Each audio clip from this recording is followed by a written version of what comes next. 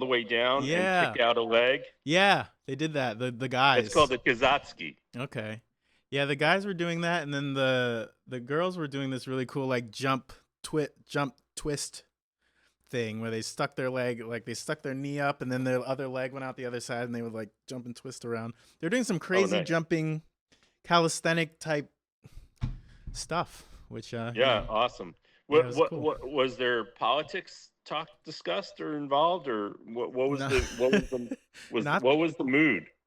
it was very yeah, it was like a carnival, very Yeah. festival.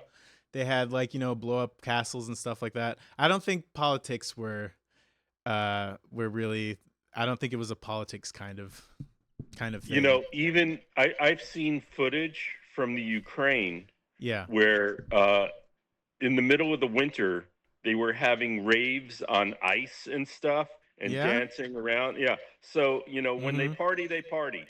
Yeah, I mean, I feel like it's one of those things where just gotta roll with it and continue to live and enjoy your life as best you can, or else the bad guys win. Yeah. Okay, so And let's see. and speaking of bad guys, And we got a speaking of, bad guy we got a bad guy coming up for we everyone got one today. of the worst ones. All right, folks. So today, thank you so much for being here again. Today, our topic at hand is Notes from the Underground. Yes, there we go. Oh, there we go.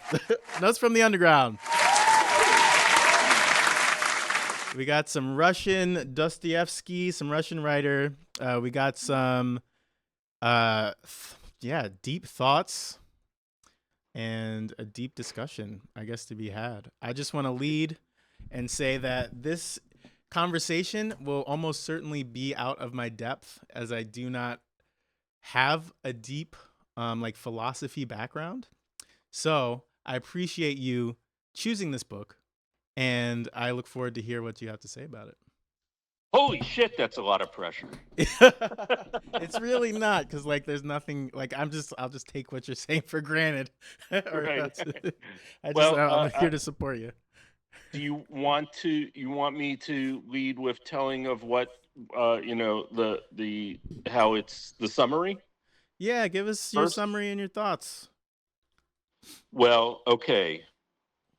So it's about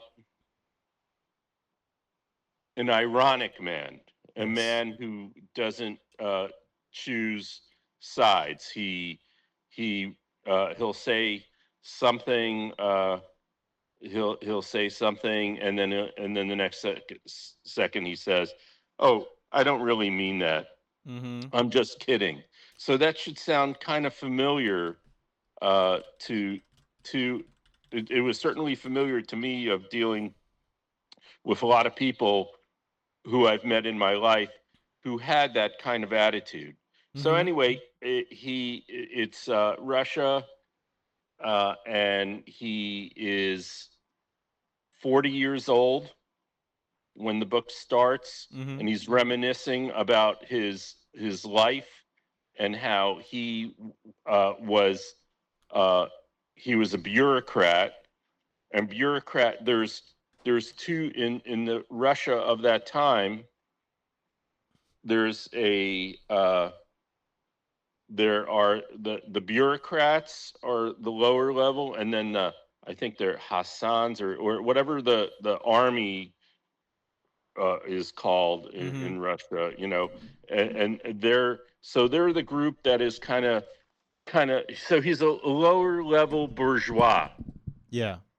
He's lower level bourgeois, and he's writing a memoir to no one. Actually, he's not actually writing. It's an imaginary audience that he has. Mm-hmm. He knows that he's never going to publish it, and no one's ever going to see this book. Uh, let's see, what did I write here? He pretends he's not a coward, and then he talks about how he's a coward.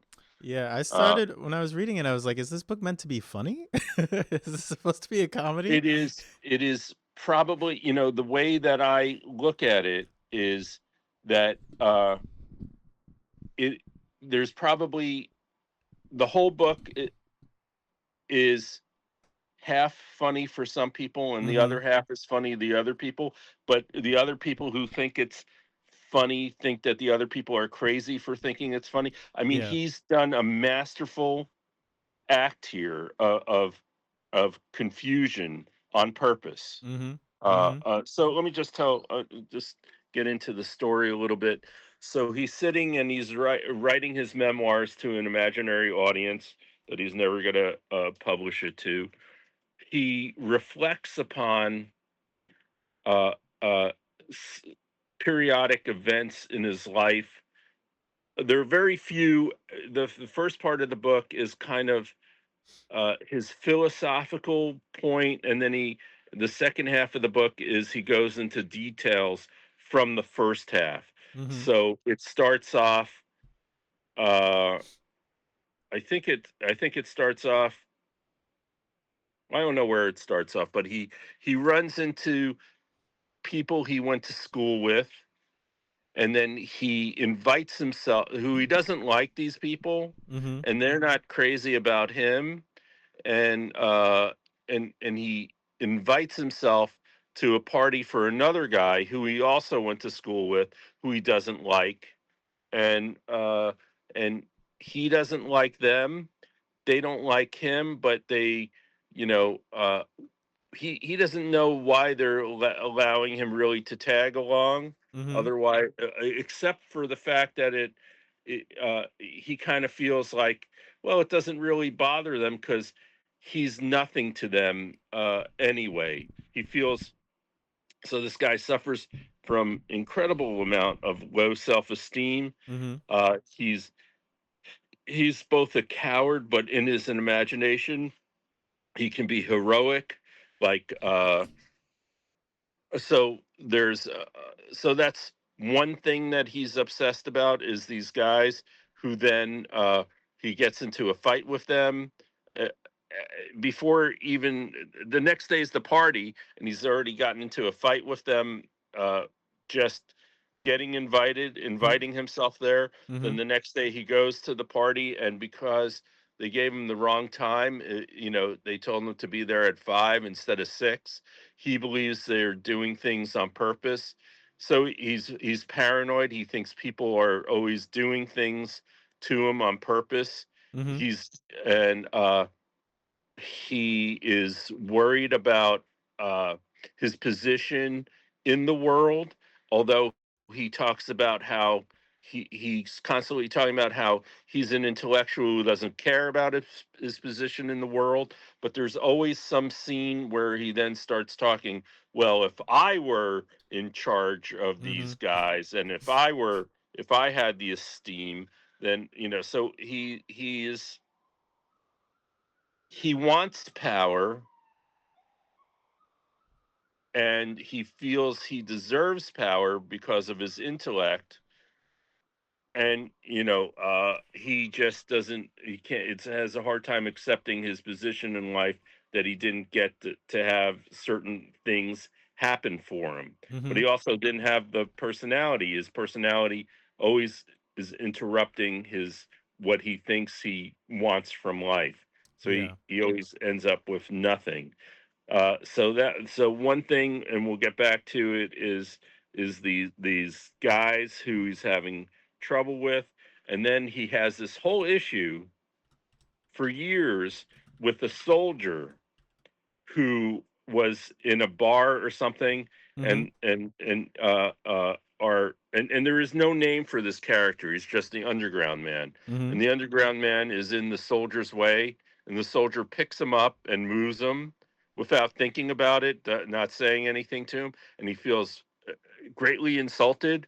And for the next 2 years, he's thinking up how he's going to have revenge against the soldier, Mm-hmm. slapping him across the face, whatever. And so what he figures out is that what he does is he buys new clothes, so that when he purposely bumps into the soldier will have to give him respect. So he's got this whole hierarchy idea of power in his head, and he wants it. So you got the guys that think little of him and he thinks little of himself because of his position. Then you have this soldier who he's still reflecting on 14 years later. He's still reflecting about this soldier, so his mind is always preoccupied with the past. And then uh after the party that he goes to, that he says he shouldn't have gone to, and then he just gets into fights with all these guys he went to school with, and they're going to a whorehouse. And now he borrows money from one of the guys who he's insulted at this party to go to this whorehouse, and they are not there. But he meets this prostitute there, and he starts talking to her in a very loving way after they've had sex, where why are you here, in a very short amount of time you can end up dead, like the prostitute that was killed or something yesterday. And he gives her number, and so he's trying to be this heroic figure Mm-hmm. to this prostitute. And then and he gives her the address, and then when he gets home and he looks how shitty his life is, and he's someone he's in St. Petersburg. He was working as a bureaucrat, and then when he got a small inheritance, Mm-hmm. like 6,000 rubles, he quits the job and he gets a shitty apartment in St. Petersburg because he doesn't want to move to another city. So there's the hierarchy of, being I guess St. Petersburg is the capital, not Moscow, right? I'll take your word for it. It's a big town with the idea of intellectualism. I'll just put it that way. Okay. I, and where so he feels like he has to be there, but he lives shabbily. And after 3 days, she comes to the apartment, and he completely insults her and says, that all these nice things that he had said to her about her was not true. And then before she leaves, and she's crying, and before she leaves, he hands her money, Mm-hmm. because she came to, and she throws the money down and leaves, and he never sees her again. And this is the guy's life, and nothing. uh he can't. Well, you know what, let's just go to you for a minute. What were your thoughts about this book, how you Uh, received it? yeah. I mean, for me, I would say that yeah, it was a tough read, um, because he goes. He, I think the phrase that comes to mind is cognitive dissonance. And I think that he, suffers a lot of cognitive dissonance, like you were saying, where he has the difference between, how he believes that he is this great person who could save, the world or whatever. And then the quote I wrote down liar, and then I have a quote, and it says, "I was lying just now when I said I was a spiteful official." So it's like he goes back and forth between believing that he's an amazing person and believing that he's a horrible person. And I don't know if he ever finds anywhere in the middle, which I think most of us, maybe that's where most of us end up, is we just kind of say, I'm a person who does good things and I'm a person who does bad things, and that's what people do. So yeah, something that was interesting to me about it is that I wasn't sure, reading Dostoyevsky's story, like, you know, why he was writing it and what he, wanted us to get from the character. Like, if he wanted us to, support the character and identify with the character, or if he wanted us to hate the character. And so, doing some more research, I told you about, I tried reading, I didn't finish both of them, but there were two books that came up in my research on Notes from the Underground, which were, let's see, I have it written down here. The one is Fathers and Sons, um, which is really good, I did finish that. but it's about like the political divide between old Russians, which were liberals, and the new Russians, which were more nihilists and socialists, and how they both sought Western based social change just based on different reasons. And then it's basically the story of two sons. One is a nihilist and one is more traditional, and the nihilist, it does not work out for him. And so the Is response to that an that book, enjoyable book? it was very enjoyable. Yeah, well, That's that's that. Turgenev. Uh, Ivan Turgenev, right? yes, I Ivan never read Turgenev. that. Yeah, it's good. It's short. It's not very long, and it's enjoyable. That's what I love about the Russians is that they had to put complex ideas into these novels because of the government, you know. And so you Yeah. have these novels, these really beautiful novels filled with stories of humanity and love that are intertwined with these parables or stories, which show how these people were thinking, how they thought society should be ideally. And that kind of leads into the next book, which was a response to Fathers and Sons, which is called What's to Be Done by Nikolai Chernyshevsky or Chernyshevsky. And so that we could talk about this later too is the origin of the Crystal Palace that that we hear about in Dostoyevsky that Dostoyevsky is not a fan of. But this book goes into socialism, it goes into utopianism. It's just basically a story about how ideally, most every person, if they're allowed to just live their lives, will tend towards good. And if we can sort of like restructure society to help bolster that need or desire, then we can eventually get to the point where we evolve to a utopia. But we have to manage it. That's what Dostoevsky was making fun of. Exactly. So Dostoyevsky's novel, Notes on the Underground, is a direct response to that. And I didn't realize it until, reading more of it and doing some more research, that because all these concepts are new to me, of course, that, the main character, the underground man, is meant to be a nihilist. He is meant to be stupid and silly.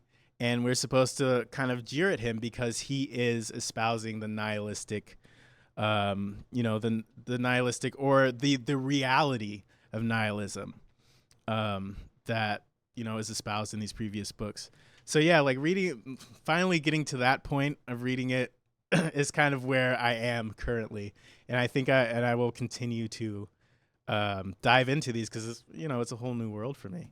But the reason why I wanted us to get to this book is because I think the way it described the way you described the changing in Russian government at the time, the changes that were happening, or what's happening here now, and I feel like this book kind of pinpoints some of the same hits the same points of qualities about this character. He is stupid, but he's not stupid because he's stupid because he doesn't allow himself to own any of the feelings that he has.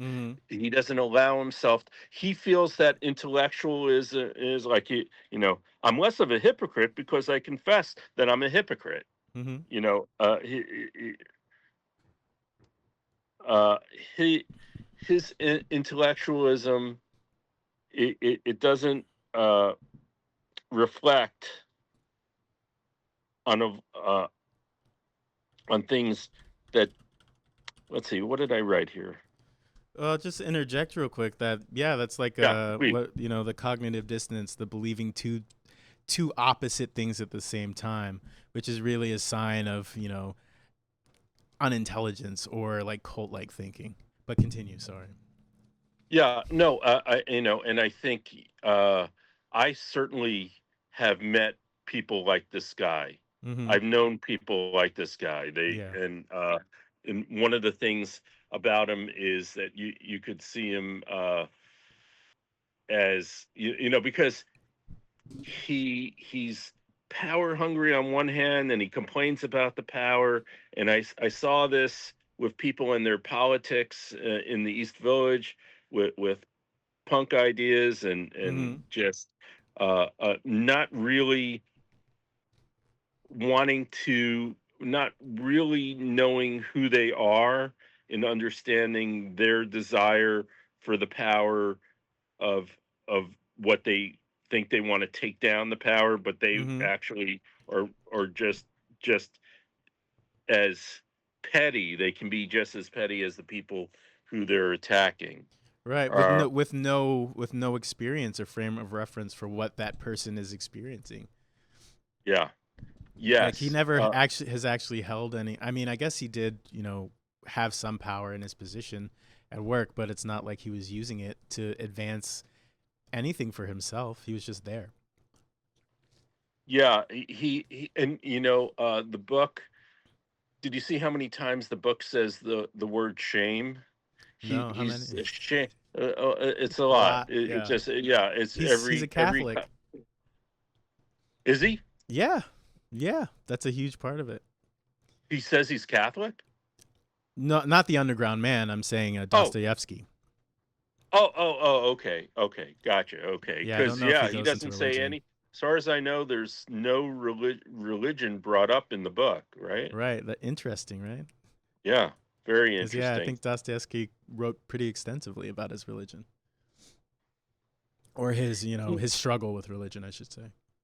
he kind of lives to contradict and be opposite, Mm-hmm. So and what I thought of is that in the 2000s, when I had stores in Greenpoint and stuff, and the term trustafarian. Have you ever heard that term? Yes.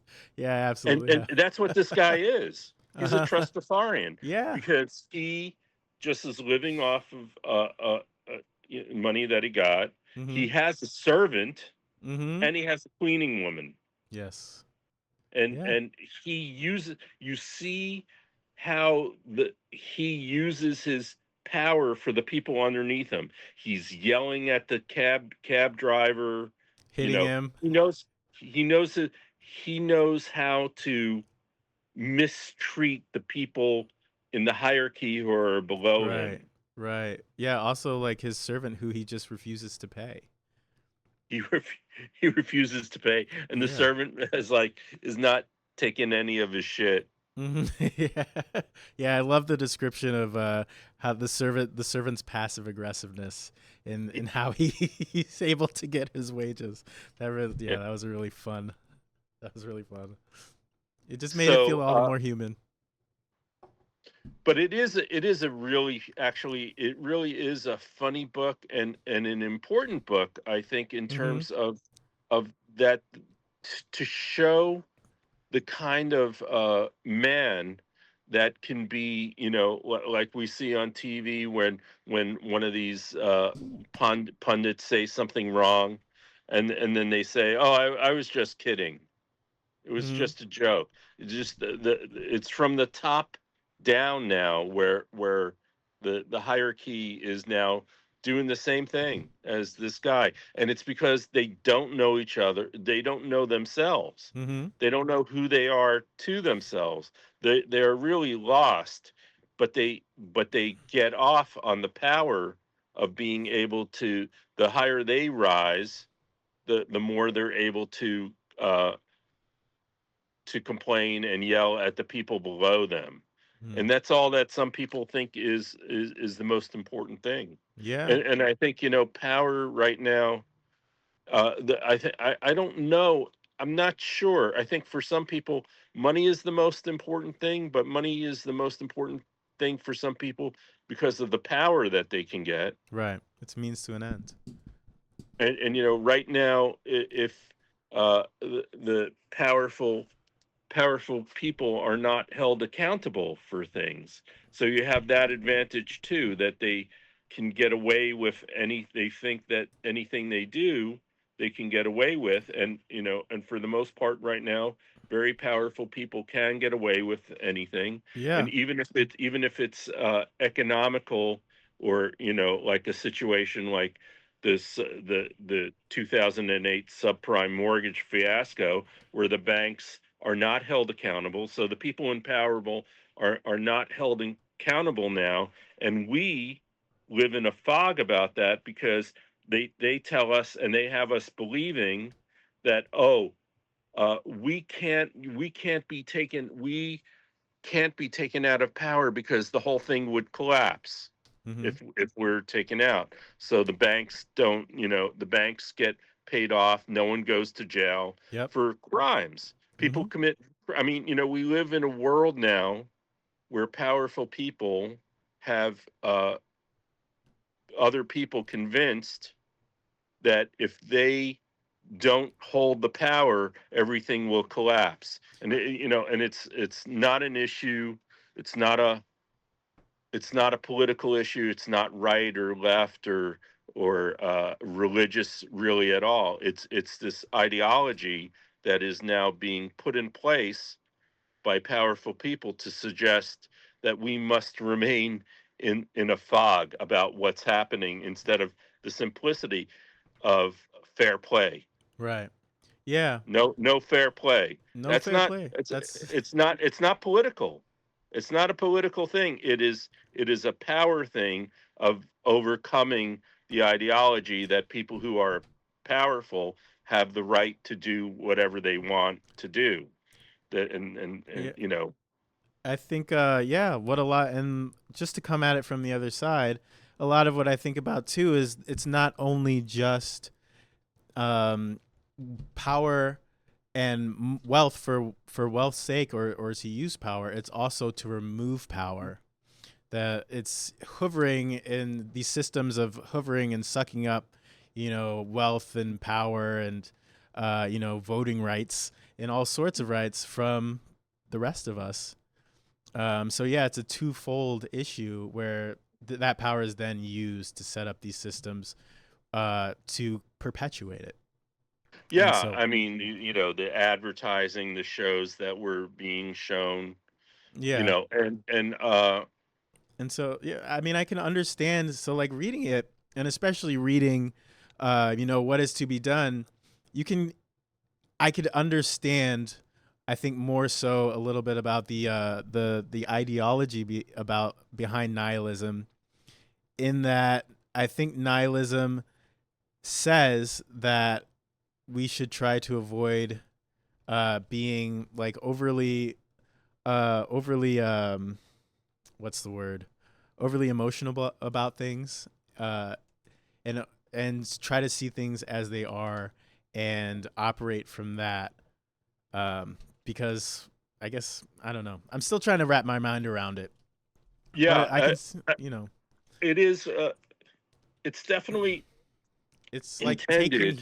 taking the human desire and and um and trying to, I guess, forge it into something Well, into what'll yeah. be interesting is when we get to Nabokov and we have the conversation about how Nabokov did not like Dostoevsky, Hmm.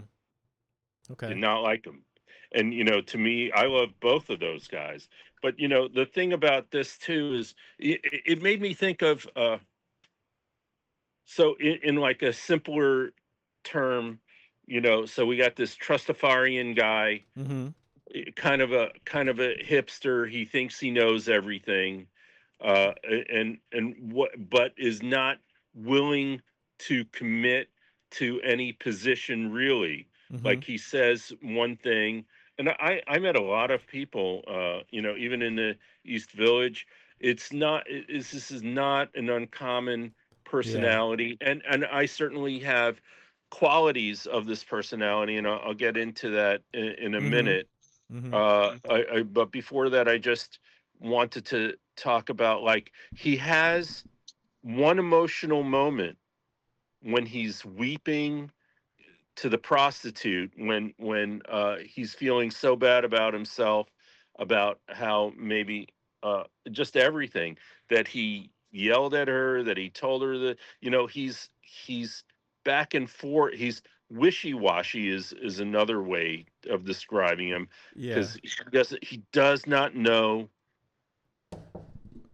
how to commit to any emotion that he has. And I think Yeah. that is a that's the issue to focus in on, and became the focus in on myself as I'm reflecting about this book. I was like, this guy is so confusing. How am I confusing in that same way? What can I get out of this book for myself that identifies qualities that I have of this character? So I remember, being like one night stands or something, and just being able to say things that I thought I meant, Mm-hmm. to this woman. And then, like, the next day, I'm like, I really don't want to call her back, Yeah. and just feeling shitty about that, or Mm-hmm. like, just thinking things in the moment that I don't really believe, or being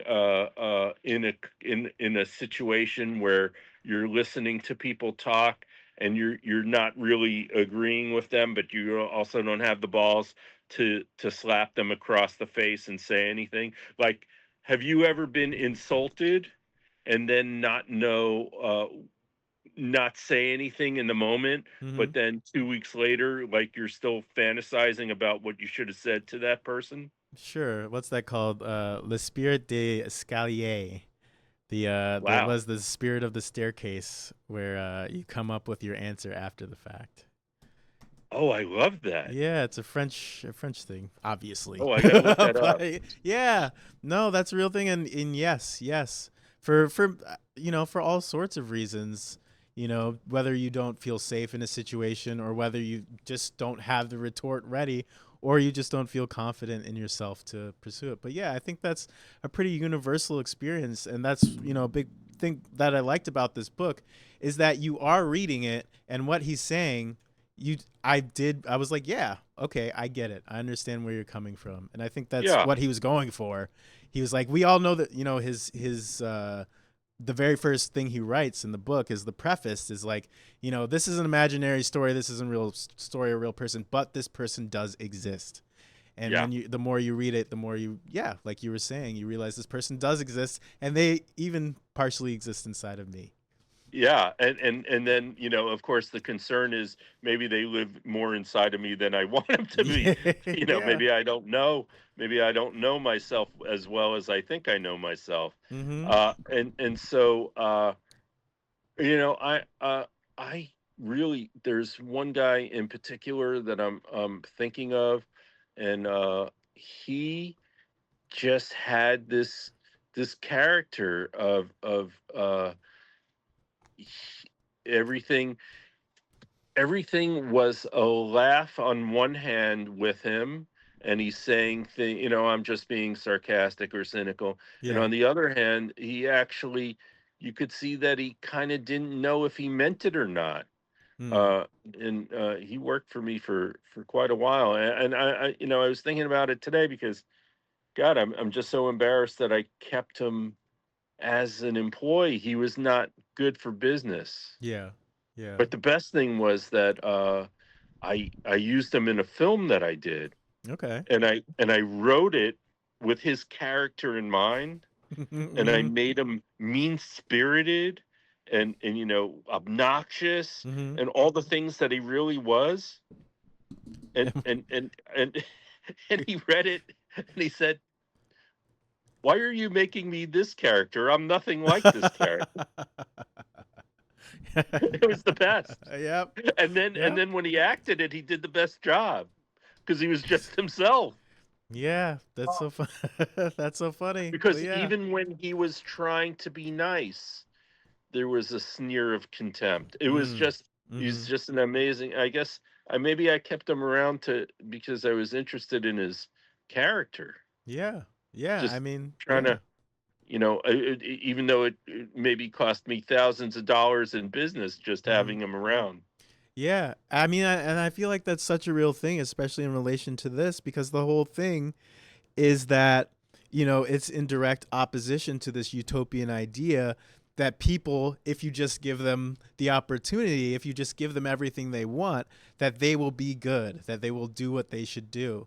And so Dostoevsky is saying that people just in and of themselves, find joy in torturing themselves. That the big thing takeaway is that he's enjoying this whole thing, that he Yes. figured out a way to enjoy it. And so that's why Remember, he keeps remember doing the it. remember the toothache he talks about? Yeah, yeah.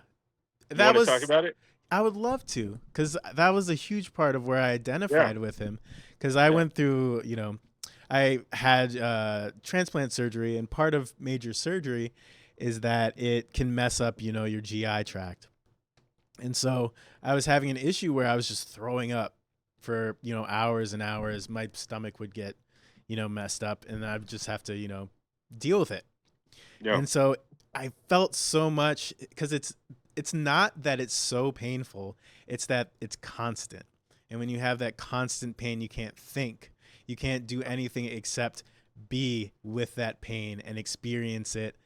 And I understood, because Rachel, my partner, is, she's helping me. She's hearing me moan, and she's cleaning up after me, and I know that it's not a fun experience for her, but the pain does not allow me to feel, to feel empathy for her. It only allows me to feel empathy for myself. And so, yeah, it's uh, well, what what did you take away from it? My takeaway is it has a slightly difference about it. Yeah. Is that because he talks about how much that people enjoy the toothache, and Right. he enjoyed he for a month he he's like moaning Yeah. and enjoying that there's a part of us that enjoys. So I mean, he's sadomasochistic. I mean, that is just true about him as well. He's he says shitty things to the girl, and then he feels bad about it, and then he feels shitty about himself, So and it's so it's almost like when he cries at the end, it's like his release, like his orgasm. He finally gets there to where he's able to, yeah, just let it all go with a and that's prostitute. and that's and that's the biggest emotional moment of this character that we Yeah. see in the book. He's just I jerking think off the that's the whole big, time. yeah, kind of. And and he actually pays her, so Hmm. maybe in some ways, he's trying to say that this was all an act. I mean, he does say that to her. Yeah, I guess there's some people assume that they slept together at the end. I don't think he explicitly says it, but some people say that it is implied that he does sleep with her, and that's why he pays her. But either way, I it's thought, still a well, he transaction pays her in the prostitute in the house, but I think when she comes to to his him, she's house. on the bed crying. I don't think that they have sex there. Maybe Well, he doesn't I meant say it, but he says like they embrace, he's crying. So it's like there's the assumption that possibly something happened, but I don't know if we really know if he says it explicitly. it's also it's not his at the house of prostitution. It's not his first time, No. and he just slightly he has this paragraph where he talks about where he's lived through sleazy times and done things. I Mhm. don't know. It's not really you don't get that idea from him throughout because that's something like so he has secrets. He's got secrets that he keeps from himself, just like we have secrets that we keep from our ourselves as well. Mhm. And I remember this girl had broken up with me, and then there was a going away party, and and and people thought I was the meanest son of a bitch by not going to that party. Yeah. And I think that is something that and maybe I was, I don't know. Hmm. That's where I'm like, okay, like there are things where I worked for Time Inc., Time Incorporated, Mhm. then Then I think it became Time Warner Mitsubishi. I don't know what it is now. Yeah, I have no Some idea. one of those big fat corporations. Yeah, it probably got And bought and sold many times. yeah, and every boss that I had, Mm-hmm. I was there for 9 years, and I had a low level job, and I kept it at a low level job because there was it actually had a lot of downtime where I could write. Nice. Yeah, and but every boss said to me when it came time for you don't belong here, and I heard that the way I heard that in a negative way, that they were saying that I don't fit in. I'm not Mm-hmm. like everybody else looking to rise up and move on and get promoted and do all this. And what I didn't understand was I didn't belong there. What am I doing in this company that has these it's not my people. Yeah. Why wasn't I should have gone to Spin Magazine, Spin Magazine or some lefty magazine, and Uh-huh.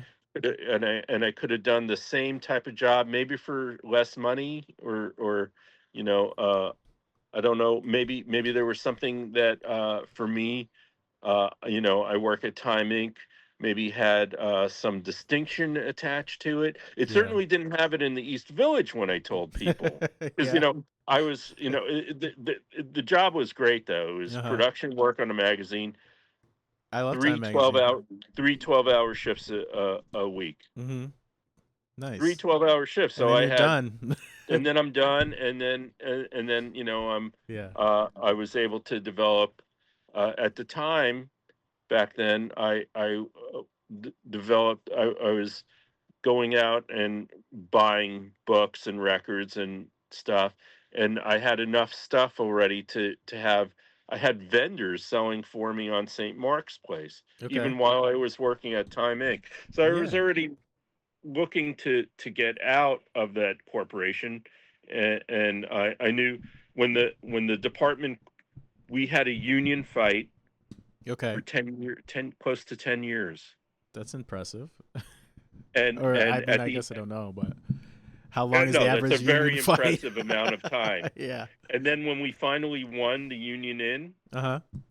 they closed the department down, There you go. Boom and they goes the were, dynamite. and that was my, and that was it for me. Other Okay. people went to other departments and divisions, and I was like, I've had enough.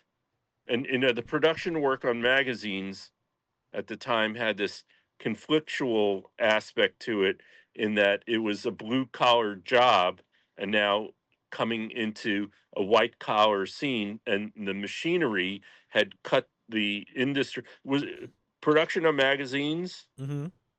production, printing was the biggest industry in New Yeah. York Okay. till I graduated college and got a job at Time Inc.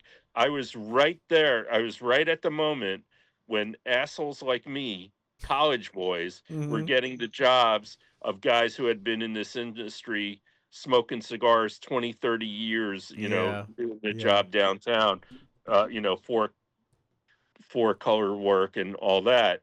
And so now, and they hired, though, the management was blue collar guys. Okay. Yeah. They were Trump guys. No, Did you know there were Trump guys in the 80s? I know he ran for president in the 80s. No, there were assholes in the 80s, is all I'm saying. Oh, There okay. were the mentality was, there was one guy who was a manager there who had been a cop, Mm-hmm. and he Okay. said Fun. that anytime someone approached him, he always had, in his hands was in a pocket, and he always had his trigger on a gun His finger on the for trigger. whoever What? came up to him, whoever came up to him. And I had one manager who, he was in the history of the union. He was the only manager named by name, and the union was, Hmm. 70 years old or something like that. He was the only man named by name in a union memo saying, talking about Really? him, Hmm. and he was so proud that his son was crying because he bought a shock collar for his dog, and Mm-hmm. the kid thought it was for him. What? And and he thought that was the funniest thing in the world. Oh my gosh. So that mentality, these guys' mentality that I'm talking about now, that's this book. That's That's this guy, because they think they're being funny, or but they're hurting at the same time. One manager asked me to type up a memo yeah. complaining about me. I'm like, I'm not not typing up. That's like I was just listening, I've been trying to, give myself a crash course in philosophy, and I forget who specifically says it, but they say that the best way you can drive somebody crazy is you give them like a meaningless task. Or then that just, I mean, it's not necessarily a meaningless task, but that kind of task, that's a task you give somebody because you want to drive them crazy, or you want to, Yeah. you want them to Well, know that they yeah. don't like you. It wasn't just Obviously. meaning. It wasn't just meaningless, but it was also mean. Yes, also that. And I think Yeah. that ties very neatly into, yeah, just what you were saying. And that guy was actually eventually, once his name was in the union memo, he was fired. I think you might have a confederacy of dunces in you, my friend. Uh, I At least think one. I'm glad that you brought that up, because there is a quality. Did John Kennedy Toole read this book? Mm. Very likely. Yeah, there's a very good chance. It has, and Dostoevsky's other stories has this character in it as well. It's not the only time, but it is. This book is the blueprint, I almost think, for his other characters in Crime and Punishment, and Yeah. it really has the same feel. Let me see if I have Yeah. anything else. Yeah, I want to look I want to go back and I want to read his first book that he wrote in his 20s and compare and contrast. I forget what it's called, maybe like Men and Women or something like that. But yeah, he wrote a book in his 20s before he got arrested. Yeah, let's. Why don't you talk about his arrest for a minute? Okay. Do you So, know about it? yeah. Yeah, I mean, yeah. I don't know everything, but I know some. So, as far as I know, Dostoyevsky was a very, very promising young man. He went to, he came from a good family. He went to military school. He wrote, an incredible novel in his 20s, and that inducted him into, the literary, educated circles. In that, he was drawn to join a book club that was anti government, or read. It was a book club that read books that were sometimes anti um, anti monarchy or anti czarist, and so they were busted. They were found out. He got arrested. He got taken. He got sentenced to death. And so he got sentenced to death. They take him to the shooting range. I don't know. I think maybe a couple people got shot before him. But by the time it's his turn to be shot, he is pardoned at the last second. So he's pardoned, and I guess it was a thing. They had a name for it. I don't remember what it is. I got to start writing this stuff down. But anyways, so he's pardoned last second. They assign him to the gulag for 4 years, and then I think mandatory like military service or civil service for like 7 to 10 years, something like that. And so it was very interesting because his that experience mirrors the experience of the author who wrote the novel that he was responding to with notes from the underground, Chernyshevsky, because Chernyshevsky um, was also taken in by the czar for being subversive, or having being conflated, or having subversive friends or subversive elements in his writings. And he actually wrote the book after he had been arrested when he was in prison. But the same thing happened to him where he was sentenced to death. The very last second, they threw a rose down onto the platform and it was like, it was but yeah, they had a name for it. They specifically would do this to certain people to tell them that this was like your last chance. You get another shot, but this is your last chance. You And get I another shot before you get shot. before you get shot. So, but he writes this book when he's in custody and they never let him out again. So he's just in prison Wow. for the rest of his life. And so it's interesting thinking, the differences in their opinions. If the reason why he's writing this is partially because and this is what my brother thinks. My brother's a huge Dostoyevsky fan, but my brother Oh thinks wow.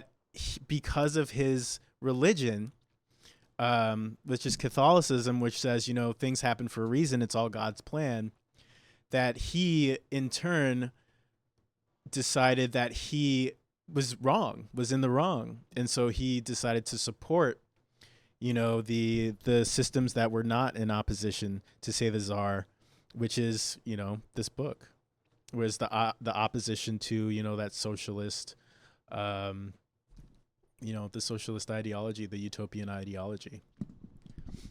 So yeah. Yeah. Except the guy he is power hungry though. It's he did a great job. He did a great job of making Mm-hmm. it. He talks about chaos as well as being an important part of life, which I Right. guess we should. This is where I think we should start talking about the Crystal Palace. Yeah. Okay. This is where the Crystal Palace and the chaos aspect come together. Do you want Yeah. to start off on it? I actually have just a little blurb I wrote concerning the Crystal Palace. So I'm interested to hear your opinion on it. Um, the Crystal Palace represents the endpoint of intentional social evolution. Dostoevsky wishes to stick out his tongue, but wherefrom did that impulse arrive? If it was taught, then why could not another more useful technique replace it? If it is a natural action, then it has a natural purpose and will coincide with the building of the temple and will evolve naturally alongside thought. So that was my most recent little, Let's thought talk about. about what the Crystal Palace is at first. Okay. So it's the World's Fair in Paris Mm-hmm. called Okay. the Crystal Palace, and so it's Yeah. all of science and technology at the turn of the century, in the early 1900s, right? I'm Googling it right now. Let's see what I comes think up. I think it's like 1904 or something like that. But yeah, It's called. it's definitely a It real is Paris, right? Grand Palais des Champs-Élysées? The Grand Palais? But no, that's Yeah. a different. Is that a different place? The Crystal I don't. Palace. Wikipedia. Glass. The Crystal Palace was a cast iron and plate glass structure originally built in Hyde Park, London, to house the Oh, Great Exhibition of 1851. okay. And That makes then more. yeah. Okay, so that makes more sense. But it's science and technology. Mm-hmm. And what one of the things about this book that Dostoevsky is kind of wants to prove to us is that people, he does this whole thing about 2 plus 2. Mm-hmm. Remember this? That Yeah. there's rationalism, and he wants to say that what people want is not people do not want rationalism. Right. As much as they pretend to want rationalism, they really don't want rationalism. Mm-hmm. That's one of the for me that's one of the big take things Yeah. that I took out of this book is that he on one hand wants power, wants to do the right thing, has ideology of he has the idea of saving the girl and getting married. He has the idea of revenge about slapping the soldier in the face. He has a fantasy about going back and to the students after 40 more years. He's going to go back to his house, and and so he has this idea of a morality on one hand of what he thinks that humans should be, and the highest point they should become, and then on the other hand he's like, that's not what people want. People want the chaos, people want the disorder.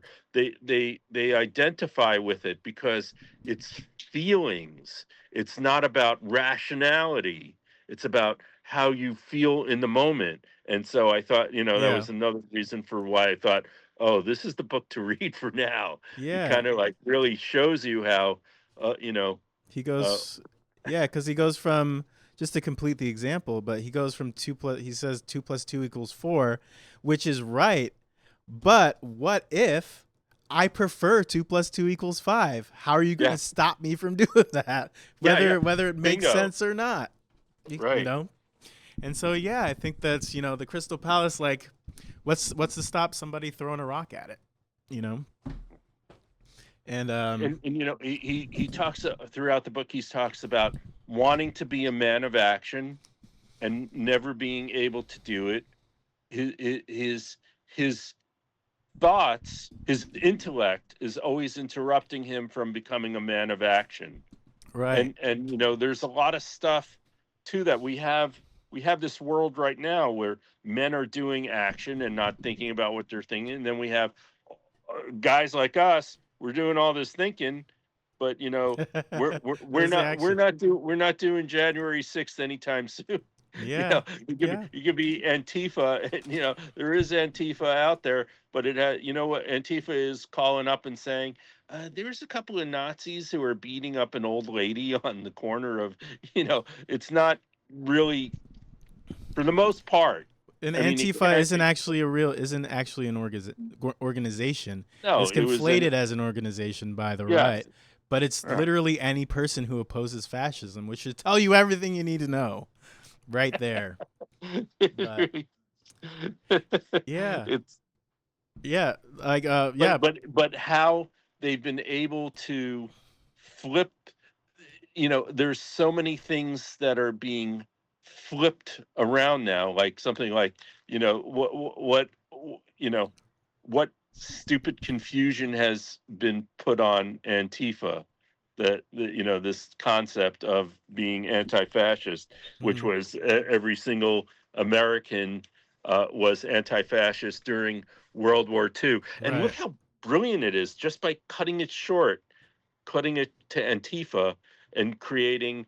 They know how to create a name and an identity to put on the enemy mhm, and point a finger, and you never have to understand what anything means. You just have to know that that is the enemy. This concept is the enemy now.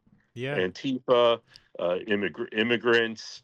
What I think the right wing are calling all people, all Democrats are now It's- terrorists, yeah, right? yeah, terrorists, socialists, communists.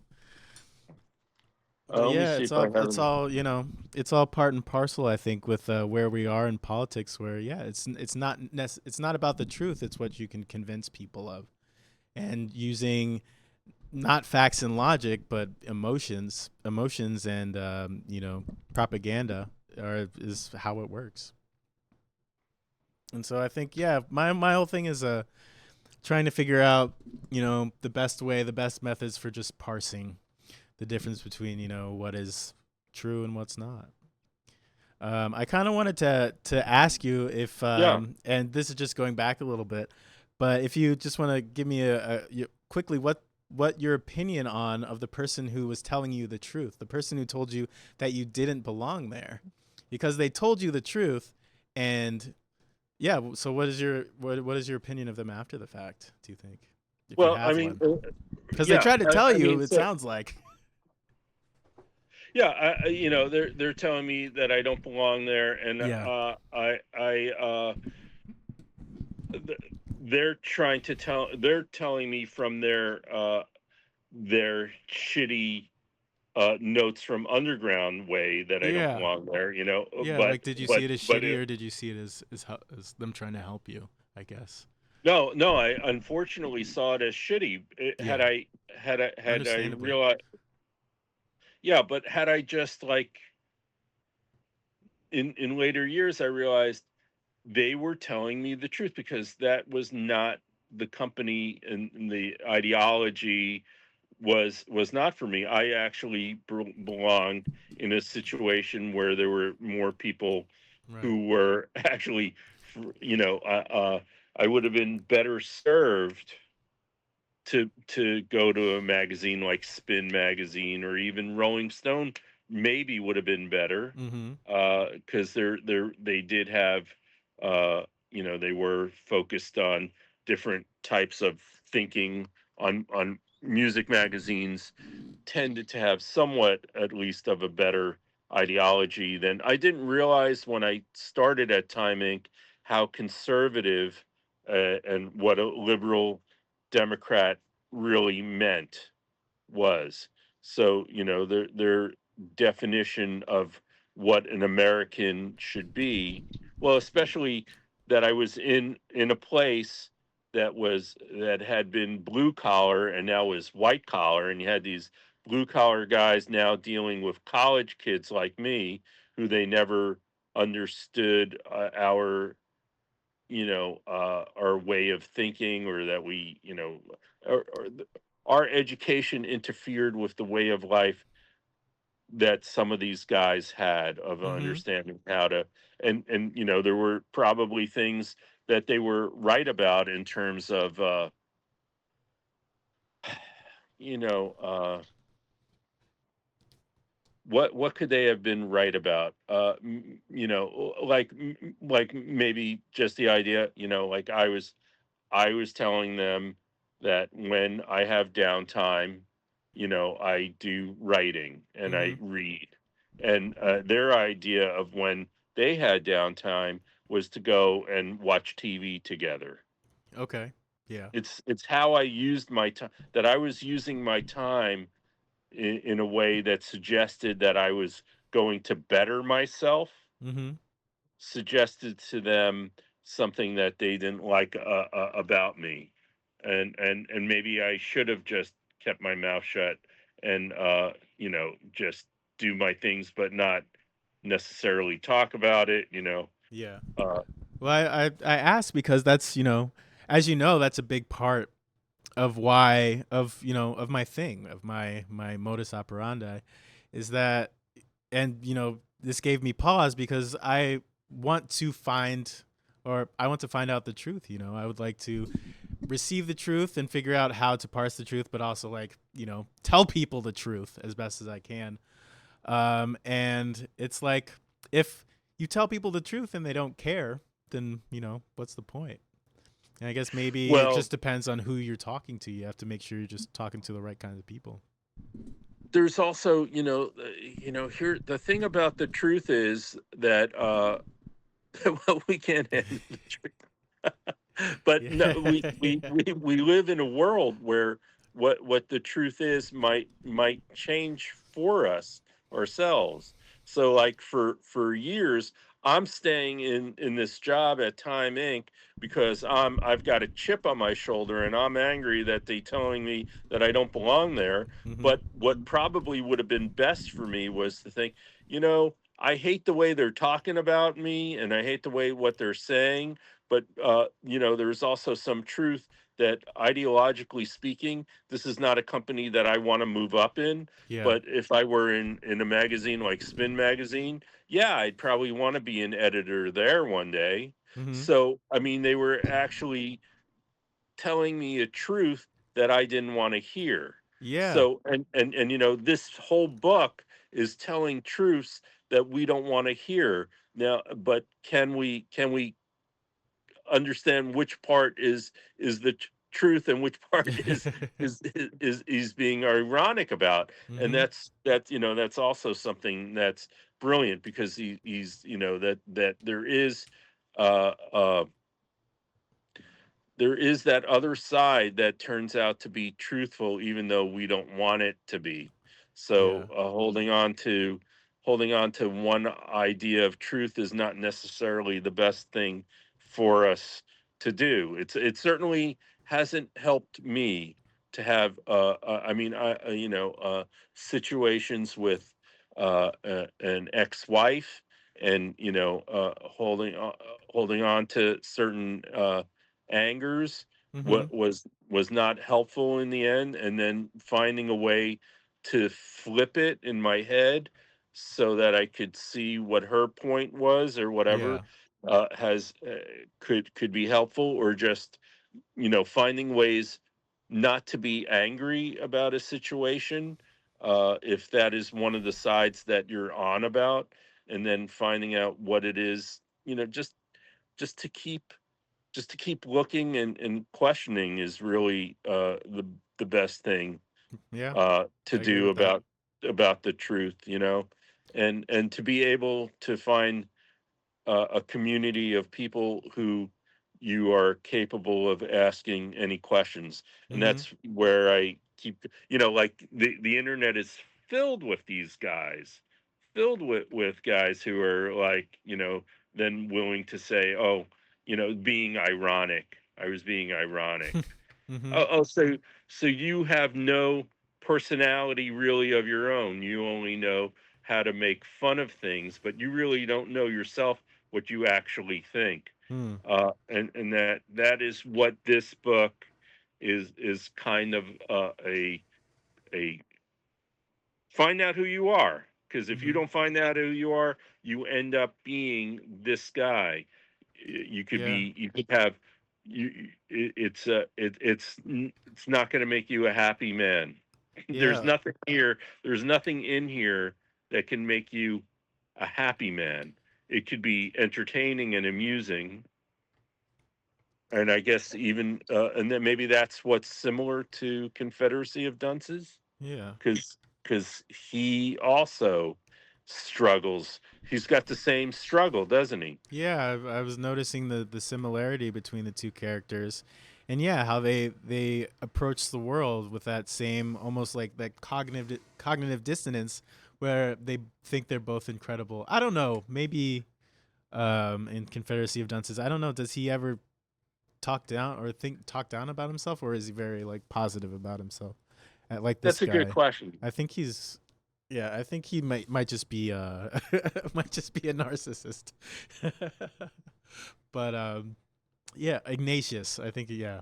So yeah, that's an interesting take on it. But I was trying to see the similarities between the two, because it does seem like they end up in some similar places in terms of their thoughts about other people. When he's writing his letters to Minkoff, and there is he is doing a lot of things. It's hard to say, it's different than this book, because you don't know if he is being ironic or just the author is being ironic, because the Mm. author has is he's got the voice of all the characters in him, so he's playing around with irony for sure. Mm-hmm. Yeah. You wonder how much of this became John Kennedy Toole's problem, though, of not Yeah. being able to. Well, I mean, yeah, that's another thing where it's like it's interesting to delve into the reality of who people were, and kind of Yeah. see like what aspects of their personality and who they were they injected into characters, and what things they didn't. Because yeah, I don't think Ignatius as a character is a direct one to John Kennedy O'Toole, but you can definitely see some similarities between the two of them once you learn about his life. Yeah, And for and sure. And but also remember that one of my theories about that is that Ignatius's character is actually his partly his mother's character. mm-hmm, That obnoxiousness is not what John Kennedy Toole had in him, but he was actually pointing out his mother's obnoxiousness, because right. that turned out to be what she was like. Yeah, and I'm sure that there's because he doesn't, he grew up also with his father, and his father has an interesting story, but there's no father in the book as well, so there could also be the dynamics of the family that his dad that are maybe put into those characters as well, of both his mom. I don't know. I'd have to look more into it because his dad was like a real interesting case. I think he had some, mental illness. They said he was like not ADHD, but OCD, like he had OCD or something like Oh, that. okay. I've been thinking about there's another way of thinking of who this character Mm-hmm. is that he is not the hipster doofus in Seinfeld, but he's actually George Costanza. Yeah, He's yeah. not Kramer. He's Uh-huh. not really Kramer. Kramer's a different different. Kramer kind of knows who he is and has, he carries himself in a particular positive way on the show.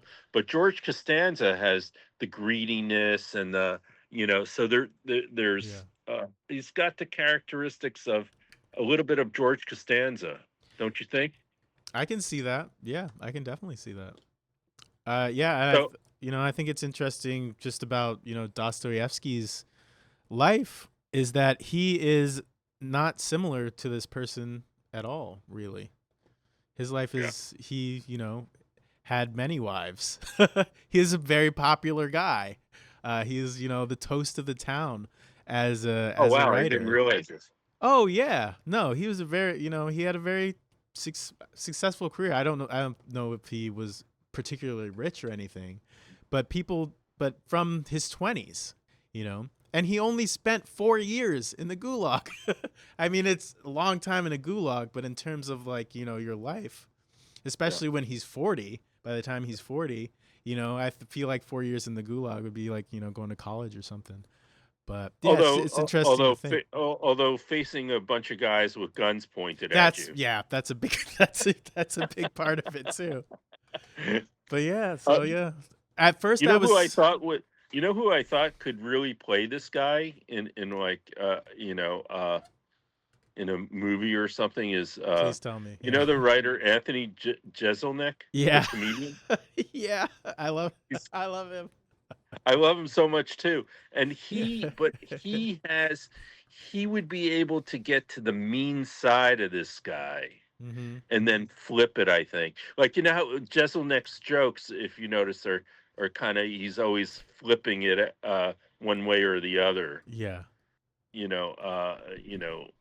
so I think I could see Jeselnik playing this Yeah. character. I really love him cuz he tells the most horrible, most tasteless jokes. But you love him for it. Yeah, He was able to figure out how to be on the edge yeah, without tipping over it, cuz some of the stuff that guy says, man. yeah. No, I know, but he and this is what I wrote about the character in the book, and then it's reminding me now of Jeselnik. He wants to preserve the right to be stupid, petty, contradictory, and self-destructive. Hmm. Right? Mhm. Yeah, it's true. And humans will intentionally act against their own interests just to prove that they are free to do Right. so. And Mhm. that to me has a lot to do with our political situation too. That's what Yeah. I feel is a motivating factor now. Oh, you're going to tell me what to do? You're going to tell me to wear a mask during COVID?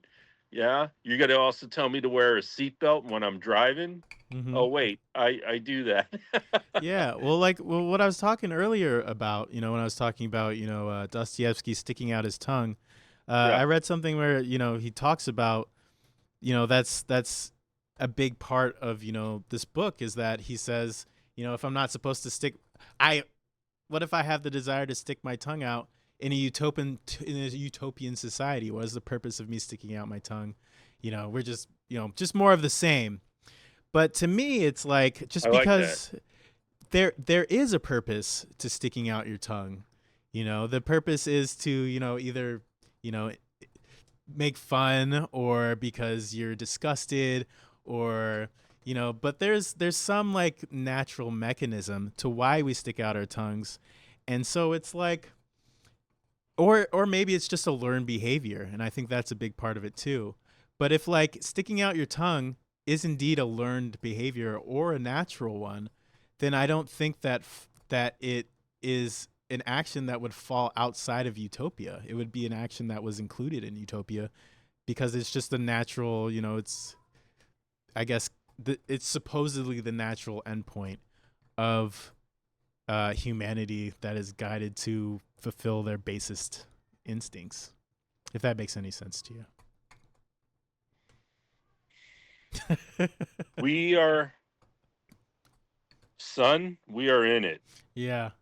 We are just in it. I feel like I'm just like, I feel like I'm blind, walking around in a room full of mouse traps. Because but it's very interesting to try to wrap my mind around these concepts, and I look forward to exploring them some more. Yeah, I love that last image. And you remember that he's got the whole mouse image in the book, too. Yeah, exactly. And he also talks about being a bug. I could not even become an insect. Yes. And so I was, looking into the connection between that and what is it? Transformation? Kafka. What's the whatever the book where the guy turns into a bug? Kafka. Kafka, yes, yeah. So, and it's funny because it's like almost the same outcome. The guy who turns into a bug eventually just ends up in his room alone. So, how about that? That conversation that Nabokov has about the book. Yeah, about that was Camus' a big book. part of why. Yeah, it came to me because I watched that and it's incredible. I'll have to put a link to it so people can see it. But yeah, so it's a lecture Nabokov was teaching at Cornell, and I have seen the original Cornell footage of Nabokov, but now instead of having that original footage, they don't have it on YouTube anymore, but they have an actor playing Nabokov, and it's done Christopher brilliantly. Plummer. Oh yeah, it's Christopher Plummer. He does a great job of playing Nabokov, talking about Camus' book. Yeah. Camus' story. Yeah. I think my next foray is going to be into Hegel, because I think I discovered some Hegel when I was reading about this, and I think that he's probably closest to my worldview at this point. But I have to do some more looking into him. All right, I'll do Hegel too. I mean that there's the philosopher, what's his name? Oh, I'll think of it next time. Is a big Hegel guy. Hegel is in. Hegel is in. All right. I'm happy to be in. Maybe this will be our big break. Yeah. But yeah, all right. Yeah. Great conversation. Great conversation. Yes. I think that there are many more to be had. Yeah. And I very much appreciate you. I don't even know, what are we doing? Are we doing Ubik next, but not next week, in 2 weeks? There's Ubik. Is there anything else? Do you want to do that other book, anyways, that you read? That I Lost in the Cosmos. Well, there's. You mean Zeroville? Zeroville, yeah. Because that looked like it was in the in our genre and in the sphere. It is. It's totally. You know what? That's a good summer read because it has a lot of Zeroville is great. I saw the chapters were short. I gotta find. I gotta find my copy again. Okay. But he's a great writer, and we should be looking into him more. So let's do Zeroville. Okay, that's a great idea. We could even watch the movie, but I hear it's terrible. But maybe not the movie. Oh, you know what? Speaking of movies, Alan Moore. Do you want to do just the documentary on Alan Moore? Who's Alan Moore again? Alan Moore did Watchmen, yes, and V for Vendetta. Yes, and he's the occultist. That might be a nice summer kind of. Okay. Have you watched the show, the Watchmen show, on HBO? Yes, I did. Okay. Yes, I really enjoyed that. Yeah, I enjoyed that, and there was also a cartoon version of that. I don't know if I haven't watched earlier. I think that might be on YouTube.